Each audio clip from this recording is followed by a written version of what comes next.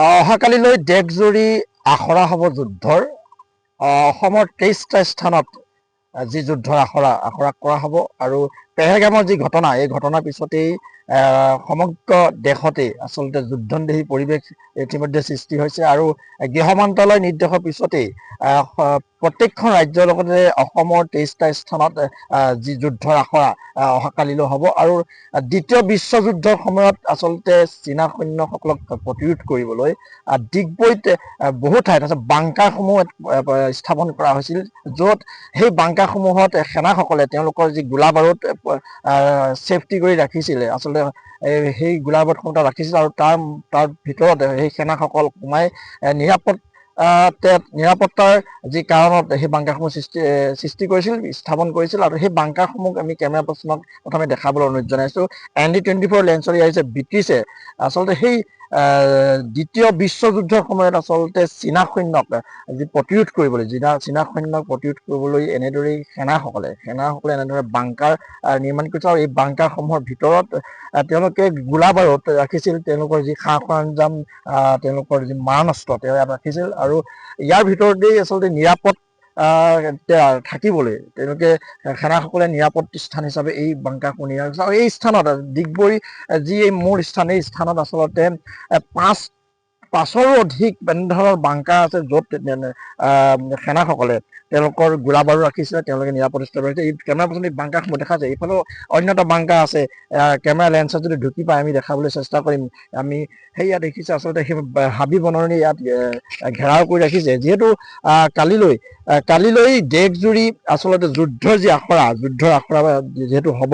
অসমৰ 23টা স্থানত যুদ্ধৰ আখৰা হ'ব। গুৱাহাটী, ডিগবৈ, দুলীয়াজান, তিনিচুকীয়া হ'ব মকদিল, গোৱালপাৰা, যোৰহাট, শিৱসাগৰত যুদ্ধৰ আখৰা চলিব। ডিব্ৰুগড়, নুমলীগড়, গোলাঘাট, ৰঙিয়াতো হ'ব মকদিল।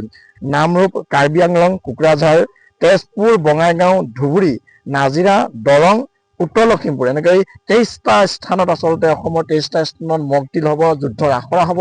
আৰু দ্বিতীয় বিশ্বযুদ্ধৰ সময়ত আচলতে ডিগবৈ যিসমূহ আচলতে বাংকাৰ আছে, বাংকাৰসমূহ এতিয়াও আছে আৰু এই বাংকাৰসমূহত যদি চৰকাৰে বিচাৰে, সেনাই বিচাৰে, এই বাংকাৰসমূহ তেওঁলোকে পুনৰ নিৰ্মাণ কৰি আচলতে হাবি বননি কাটি তেওঁলোকে ইয়াত পুনৰ আচলতে যুদ্ধৰ যিহেতু পৰিৱেশ সৃষ্টি হৈছে, এইসমূহত ব্যৱহাৰ হ'বও পাৰে। আৰু স্থানীয় যুৱক আছে, এই বিষয়ে গোটেই বিষয়টো পুংখানুপুংখভাৱে জানিবলৈ চেষ্টা কৰিম, আমি কিছু কথা পাতিম।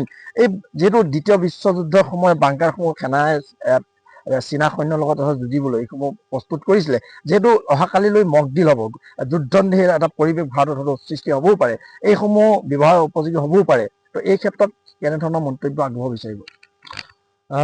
প্ৰথমতে পেহেলগামত যি সন্ত্ৰাসবাদী আক্ৰমণ চলালে, 26 জন ভাৰতীয়ক হত্যা কৰিলে, নিৰীহ ভাৰতীয়ক, সেইটো আমি তীব্ৰ নিন্দা কৰিছোঁ। আৰু এই যি ঘটনা সংঘটিত কৰিলে, পাকিস্তানৰ পৃষ্ঠপোষকতাত থকা মানে সন্ত্ৰাসবাদীয়ে যি ঘটনা সংঘটিত কৰিলে, ইয়াৰ উচিত প্ৰত্যুত্তৰ আমি ভাৰতবৰ্ষই দিবই লাগিব। আমি সকলোৱে মিলি এই সন্ত্ৰাসবাদীক ৰোধ কৰিবৰ কাৰণে আমি ব্যৱস্থা গ্ৰহণ কৰিব লাগিব। আৰু এই সন্ত্ৰাসবাদীক ৰোধ কৰিবলৈ যাওঁতে কেতিয়াবা এনেকুৱা নহয় যে যুদ্ধ যেতিয়া হ'ব কেৱল আমিয়ে পাকিস্তানৰ ওপৰত আক্ৰমণ কৰিম, তেনেকুৱা নিশ্চিতভাৱে নহয়। কেতিয়াবা পাকিস্তানেও আমাৰ ওপৰত আক্ৰমণ কৰিব আৰু পাকিস্তানৰ লগতে বিশেষকৈ দেখা গৈছে যে চীনে পাকিস্তানৰ যি সন্ত্ৰাসবাদ তাত যথেষ্ট উদগনি দি আহিছে। এইবাৰ আমি যিটো ঘটনা দেখিলোঁ যে পেহেলগামত যিবিলাক তাতে ডিভাইচ ব্যৱহাৰ কৰা হৈছিল, যিবিলাক ফোন ব্যৱহাৰ কৰা হৈছিল, সেইবিলাক চীনত নিৰ্মিত ফোন। গতিকে নিশ্চিতভাৱে এই সকলোৱে জানে যে পাকিস্তানৰ যি সন্ত্ৰাসবাদ, এই সন্ত্ৰাসবাদক চীনে পৰোক্ষ বা প্ৰত্যক্ষভাৱে সহায় কৰি আহিছে। গতিকে কাইলৈ যদি ভাৰত পাকিস্তানৰ মাজত যুদ্ধ হয়, সেই যুদ্ধৰ সময়তে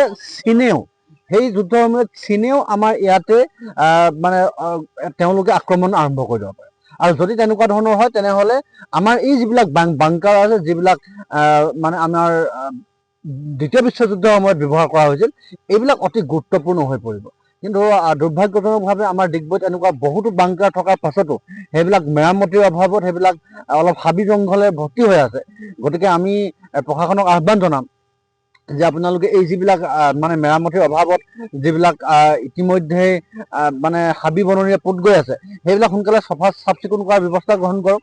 দ্বিতীয় কথাটো হ'ল যে কাইলৈ যিটো মক ড্ৰিল হ'ব, এই মক ড্ৰিলৰ জৰিয়তে গোটেই অসমৰ বা ভাৰতৰ মানুহক শিকোৱা হ'ব যে যদি যুদ্ধৰ পৰিস্থিতি হয় তেনেহ'লে আমি কি কৰিব লাগিব, আমি কেনেধৰণৰ সাৱধানতা অৱলম্বন কৰিব লাগিব। আমি এজন সচেতন যুৱক হিচাপে, আমি এজন সচেতন ভাৰতীয় হিচাপে আমি আহ্বান জনাওঁ সকলো ভাৰতীয়ক বা সকলো অসমবাসীক আমি আহ্বান জনাওঁ যে কাইলৈ যি মক ড্ৰিল হ'ব সেই মক ড্ৰিলত আপোনালোকে কেনেকৈ নিজকে প্ৰতিৰক্ষা কৰিব লাগিব, যুদ্ধৰ সময়ত আমি কি ধৰণৰ সাৱধানতা অৱলম্বন কৰিব লাগে, এই কথাবিলাক আপোনালোকে যি শিকাবলৈ চেষ্টা কৰা হৈছে চৰকাৰৰ তৰফৰ পৰা, এইবিলাক আপোনালোকে শিকাৰ কাৰণে আগ্ৰহ প্ৰকাশ কৰি এইবিলাক শিকক।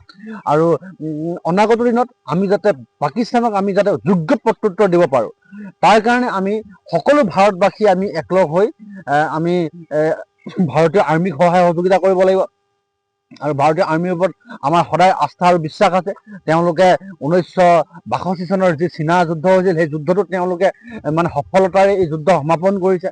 1971 চনৰ যি যুদ্ধ হৈছিল বা পাকিস্তানৰ পৰা বাংলাদেশক পৃথক কৰাৰ কাৰণে যি যুদ্ধ হৈছিল, সেই যুদ্ধটো ভাৰতীয় সেনাই সফলতাৰে তেওঁলোকে নিজৰ দায়িত্ব সমাপন কৰিছে। আৰু আগন্তুক দিনতো যদি এনেকুৱা ধৰণৰ যুদ্ধ হ'বলৈ হয় তেনেহ'লে আমাৰ 100% বিশ্বাস যে ভাৰতীয় সেনাই আমাক সুৰক্ষা প্ৰদান কৰাত মানে সক্ষম হ'ব আৰু ভাৰতীয় সেনাই জয় হোৱাত তেওঁলোকে সক্ষম হ'ব। আচলতে পেহেলগামৰ ঘটনাটোৰ পিছতে আচলতে গোটেই ভাৰতবৰ্ষতে যুদ্ধৰ পৰিৱেশ সৃষ্টি হৈছে। আৰু এই যিবোৰ বাংকাৰ, এই বাংকাৰসমূহ যদি পুনৰ নিৰ্মাণ কৰা হয়, ইয়াক যদি চাফ চিকুণ কৰি আচলতে যথাযোগ্য কৰি তোলা হয়, ইয়াত যথেষ্ট উপনীত হ'ব।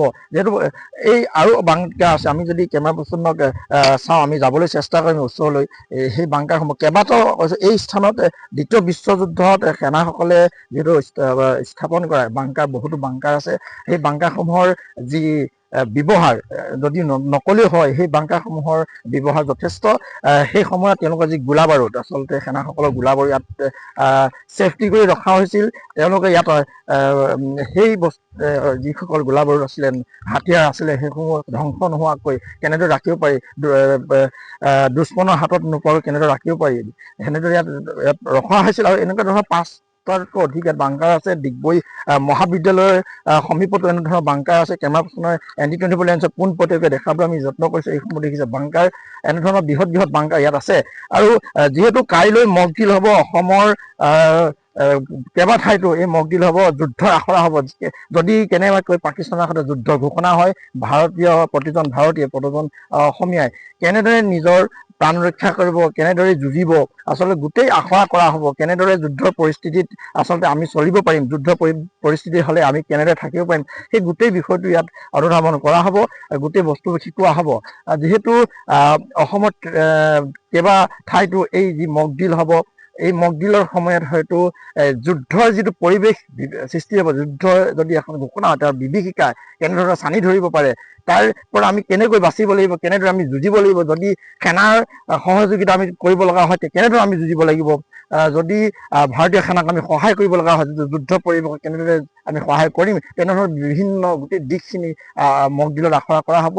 আৰু ডিগবৈতো তাৰ ইতিমধ্যে কুচকাৱাজ হৈছে। কাইলৈ এই মক ড্ৰিল হ'ব, যুদ্ধৰ পৰিৱেশত আমি থাকিবলৈ কেনেদৰে শিক্ষা দিয়া হ'ব, আমি কেনেকৈ থাকিব পাৰিম, এই গোটেই বিষয়বোৰ আচলতে দেখা পোৱা যাব। আৰু এই বাংকাৰসমূহ, যিবোৰ এই বৃহৎ বৃহৎ বাংকাৰ আছে, এই স্থানত মই য'ত আছোঁ, ND24 পোনপটীয়াকৈ যি দেখাব চেষ্টা কৰিছোঁ, এই বাংকাৰসমূহ 5টাতকৈ অধিক বাংকাৰ এই স্থানত আছে। ডিগবৈ বহু স্থানত বহু বাংকাৰ এনেধৰণৰ আছে, বৃহৎ বৃহৎ বাংকাৰ। আৰু এইবোৰ মজবুত আছিলে, এই মজবুতি যি আচলতে এইবোৰক লৈ তেওঁলোকে নিজৰ গোলা বাৰুদ ৰাখিছিলে, ইয়াত তেওঁলোকে প্ৰটেকশ্যন হিচাপে ব্যৱহাৰ কৰিছিলে বাংকাৰসমূহ। আৰু বাংকাৰসমূহ যদি পুনৰ নিৰ্মাণ কৰা হয়, এইসমূহ যদি চাফ চিকুণ কৰি উপযুক্ত কৰি তোলা হয়, এই বাংকাৰসমূহ কিন্তু যুদ্ধ পৰিৱেশত বিভিন্ন সহায়ক হ'ব, সেনাৰ সহায়ক হ'ব। আৰু এই বস্তুবোৰ আচলতে আমি যিহেতু লুপ্ত হৈ গৈছে, বহুকেইটা বাংকাৰ ইতিমধ্যে ধ্বংস গৰাহত হৈ গ'ল, বেয়া হৈ গ'ল। আৰু এইবোৰ যদি উদ্ধাৰ কৰা হয়, হয়তো সেনাৰ বাবে সহযোগী হ'ব, আমাৰ দেশখনৰ বাবে সহযোগী হ'ব। আৰু এই প্ৰতিবেদনৰ যোগেদি আমি চৰকাৰক আহ্বান জনাম, সেনা আহ্বান জনাম, যিটো বিভাগ আছে বিভাগৰ আহ্বান জনাম, এইবোৰ আচলতে পুনৰ নিৰ্মাণ কৰিব লাগে। এই বাংকাৰসমূহ সঠিক কৰি তুলিব লাগে, যিসমূহ আমাৰ এটা সম্পদ। আৰু এইবোৰে ভৱিষ্যতে বা সেনাক বৰ্তমান সময়তো যদি যুদ্ধ বিভীষিকা আহে, এই সময়ত সহায়ক হিচাপে সহায় কৰিব। আৰু এই বাংকাৰসমূহৰ পুনৰ নিৰ্মাণ কৰি ইয়াৰ যোগ্য ব্যৱহাৰ কৰিব লাগে।